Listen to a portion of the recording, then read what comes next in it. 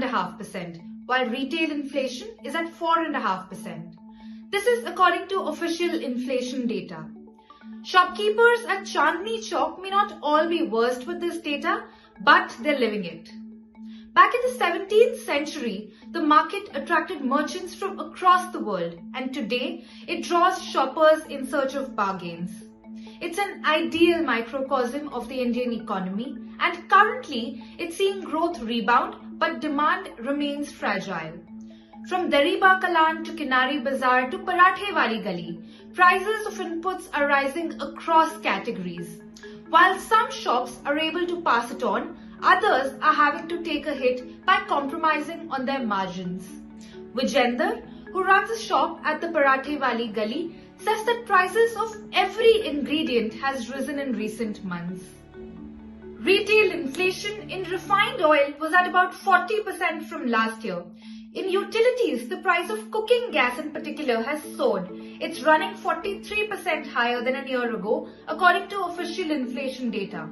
But they have not raised prices yet. Even now, there aren't as many customers as there were before the pandemic, Vijender says. Prices will be raised when customers slowly return to the gully. If prices are raised now, even these customers might stop. As it is, uncertainty remains. Just when demand is picking up, there were talks of a fresh lockdown. The Delhi government was forced to contemplate restrictions to curb the region's air pollution, though it has not imposed them so far. At the old famous jalebi wala, the staff says that making jalebis is now costing them almost 100 rupees more per kg. Prices will soon be revised from 500 rupees per kg that the jalebis currently retail at. On the main street, while showing customers first copies of Anamika Khanna or Rahul Mishra, store owners are also talking about how cost of fabric is rising and shipments too are running late. Incidentally, inflation in clothing and footwear is at its highest in over 7 years at 7.5% according to official data. Store owners even in Kinari Bazaar face the same problem, though they're not sure why prices are rising.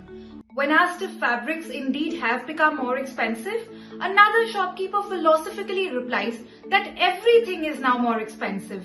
It's just the value of human life that's fallen the past year. Log on to BloombergQuint for more stories on the economy.